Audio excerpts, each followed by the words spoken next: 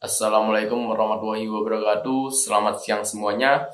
Terima kasih atas perhatiannya sebelumnya. Ya, perkenalkan saya Abi Rabdi dengan NIM 30218111001. Dengan ini saya akan menjelaskan materi tentang dividen atas tugas mata kuliah manajemen risiko dengan dosen pengampu yaitu Pak Doni. Oke, baik, tanpa berlama-lama lagi langsung saja saya akan menjelaskan apa itu dividen sebelum kita menjelaskan lebih jauh tentang dividen ini.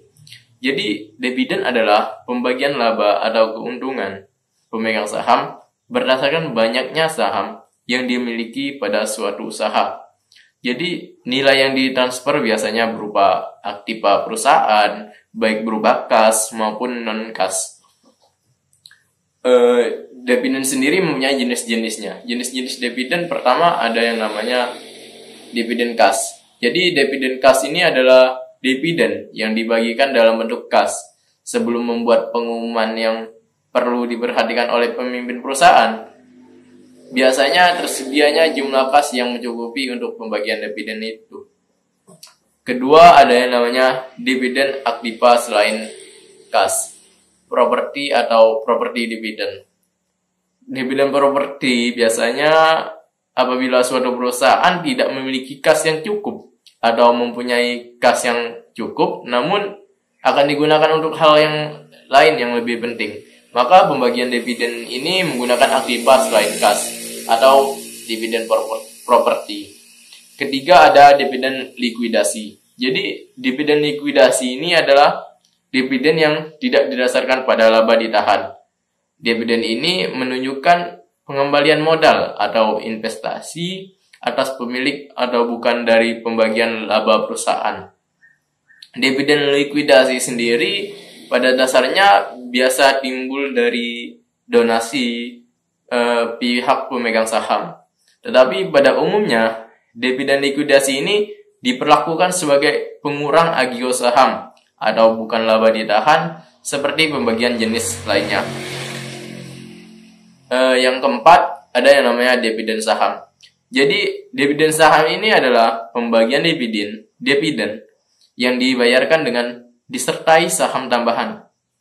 Oke, penting diketahui ini bahwa dividen saham ini tidak merubah apapun, baik proporsi kepemilikan saham maupun aktiva perusahaan.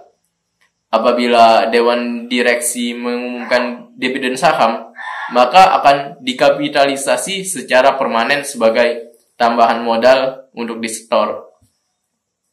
Kelima ada yang namanya dividen hutang atau dividen scrip. Jadi dividen hutang ini atau dividen scrip ini adalah pembagian dividen dalam bentuk janji tertulis untuk membayarkan sejumlah kas di masa yang akan datang. Janji tersebut adalah salah satu bentuk utang wesel yang dicatat sebagai hutang sendiri.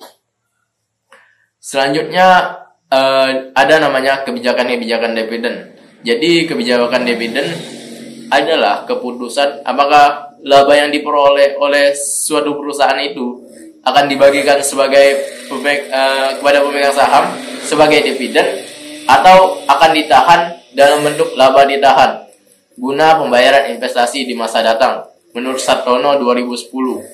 Sedangkan Sukirni 2012 menyatakan kebijakan dividen adalah kebijakan yang dikaitkan dengan penentuan apakah laba yang diperoleh perusahaan akan dibagikan kepada pemegang saham sebagai dividen atau akan ditahan dalam bentuk laba ditahan.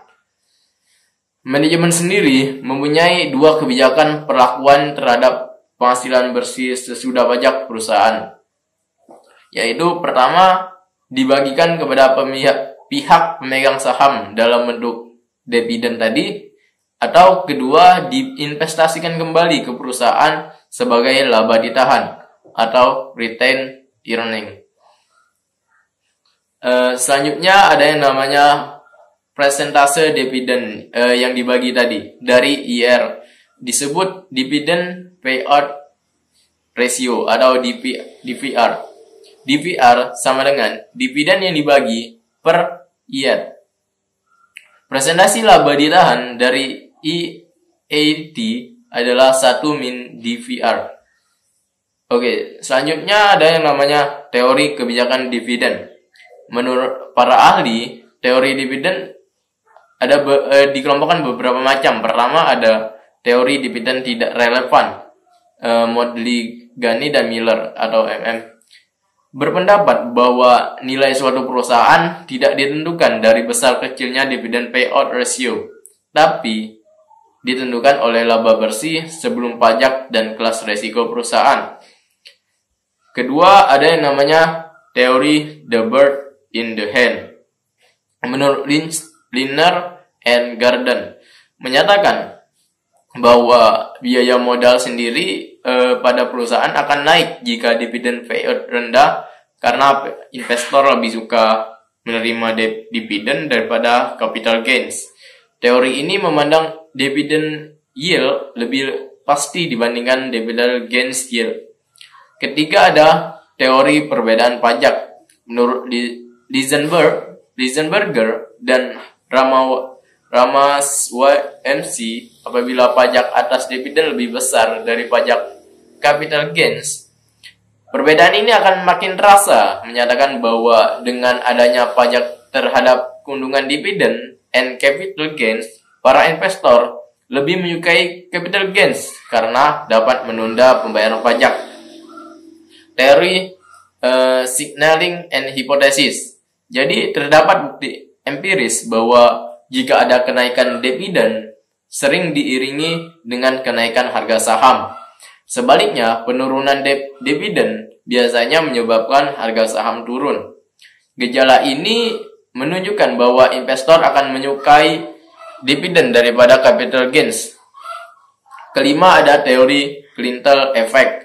Teori ini menyatakan bahwa kelompok klientel atau pemegang saham akan memiliki pandangan berbeda terhadap kebijakan dividen perusahaan. Yang terakhir, ada yang namanya prosedur pembayaran dividen.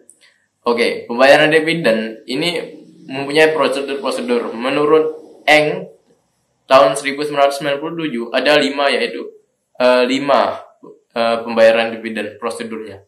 Pertama, tanggal pengumuman adalah tanggal secara resmi diumumkan oleh perusahaan atau emiten tentang bentuk dan besarnya serta jadwal pembayaran dividen yang akan dilakukan. Pengumuman ini menyampaikan hal-hal yang penting seperti tanggal pencatatan, tanggal pembayaran, dan besarnya dividen kas per lembar. Kedua, ada yang namanya tanggal pencatatan. Atau date record. Jadi tanggal pencatatan adalah tanggal perusahaan melakukan pencatatan nama pemegang saham. Pemilik saham yang terdaftar ini akan diberi sebuah hak. Adapun yang tidak terdaftar maka tidak akan memperoleh dividen itu. Ketiga, ada tanggal cum dividend. Tanggal ini adalah tanggal hari terakhir perdagangan saham yang harus masih melekat untuk mendapatkan dividen, baik secara tunai maupun secara dividen saham. Keempat, ada yang namanya tanggal ex dividend. Tanggal ex dividend ini adalah tanggal perdagangan saham yang sudah tidak ada lagi hak untuk memperoleh sebuah dividen. Oke, mungkin hanya itu presentasi dari saya. Mohon maaf jika ada salah kata. Saya ucapkan wassalamualaikum warahmatullahi wabarakatuh. Terima kasih banyak.